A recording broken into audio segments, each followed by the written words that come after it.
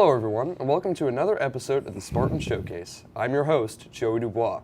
I'm joined this week by our principal, Mr. Rubin. Mr. Rubin, thank you for joining me. Thanks for having me, Joe. So first question, Mr. Rubin. Homecoming week was a couple weeks ago. How did this go?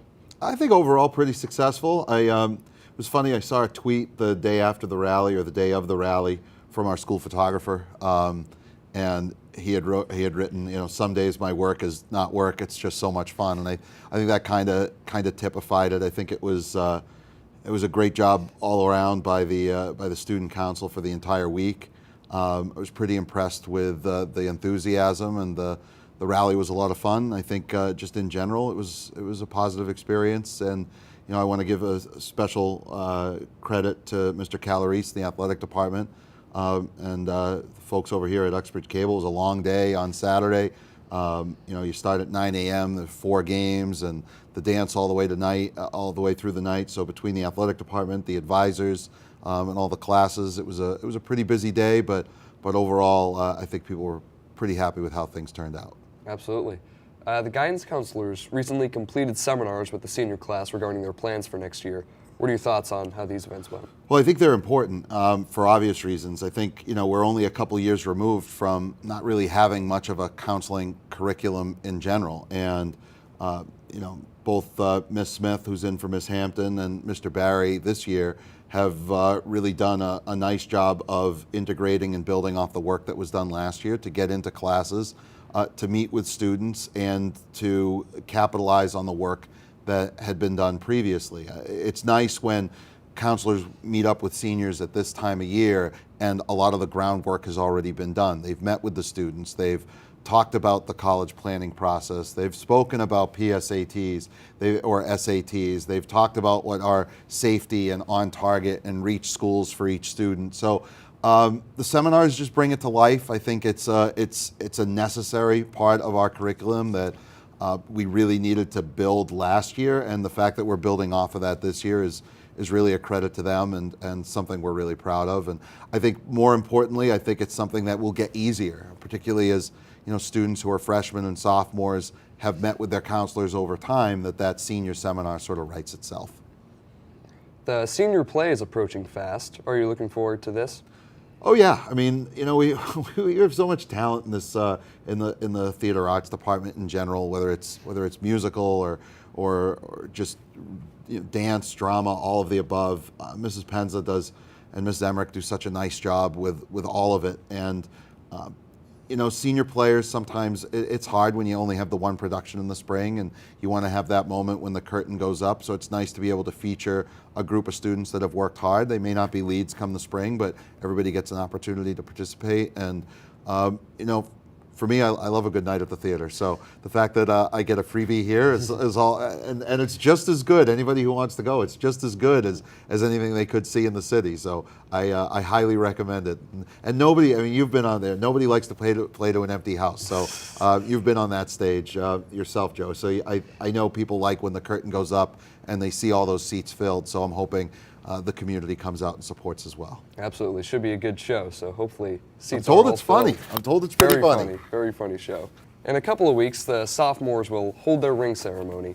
What are your thoughts on this event? Well, it's a nice tradition. I think some schools have done the ring ceremony and have done.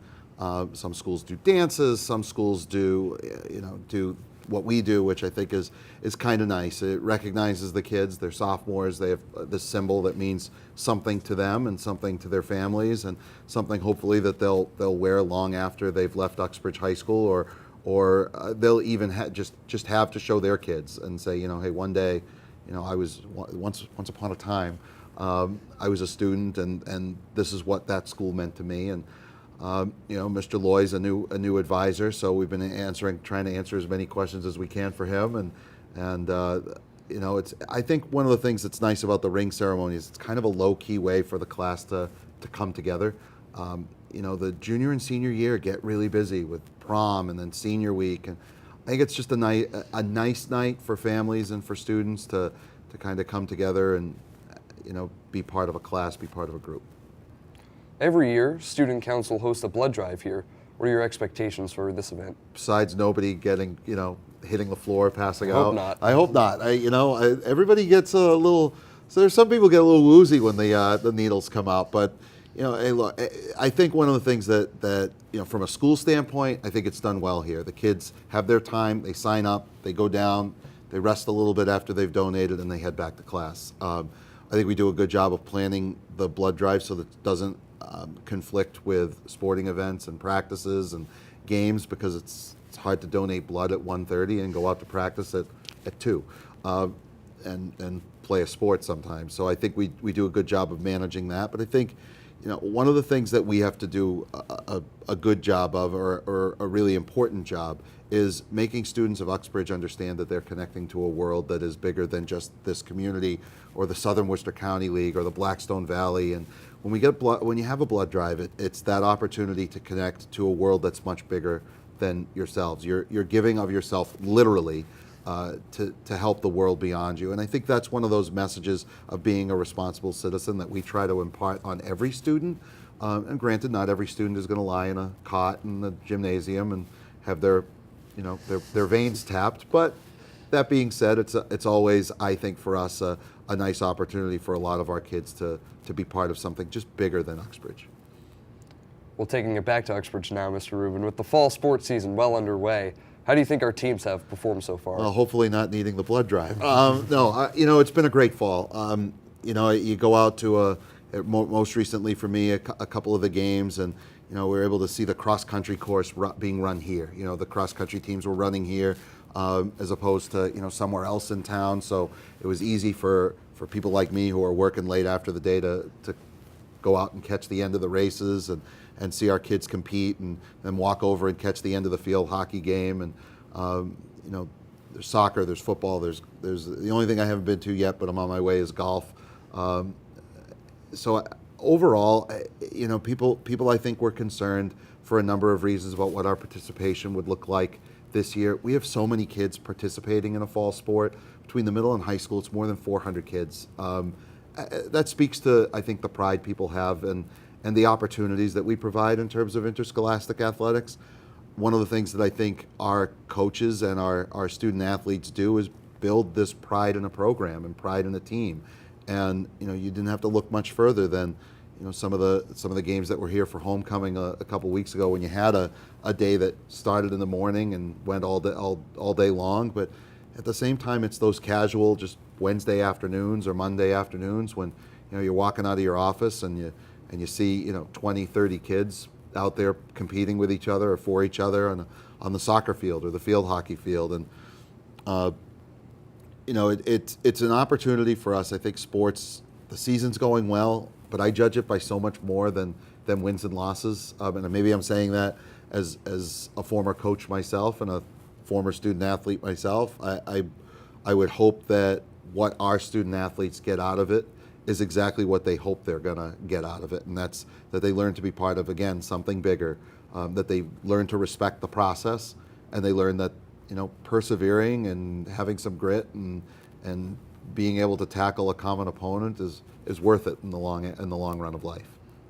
How do you feel the year has gone so far as a whole? I've been saying to people, it's funny you ask, I've been saying to people that you sometimes waiting for the other shoe to fall. We've had a really good start. And I was walking around the building last week, and sometimes I think the biggest deterrence to bad behavior or people wandering around the halls is just effective instruction. And I was walking around the building the other day for probably 2 periods, different times of the day, and there's nobody out.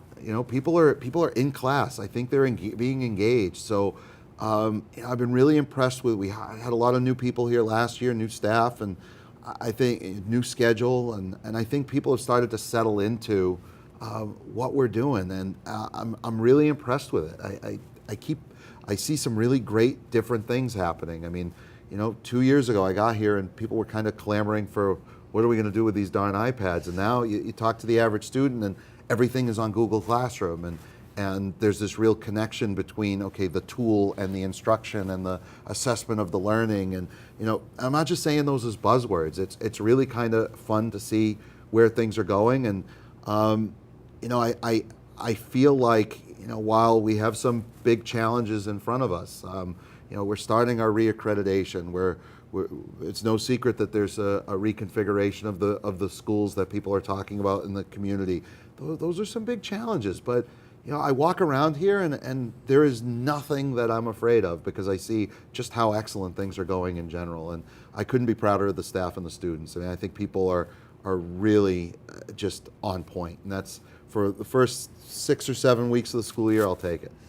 Well, what else has to happen over the rest of this year to continue making it a successful year for you? Yeah, it's a good question, Joe, and some people measure it in metrics of test scores, and I think the world is about more than just test scores. I think test scores are nice, but the process is more important than the score. So we have some things in place that we're trying to achieve.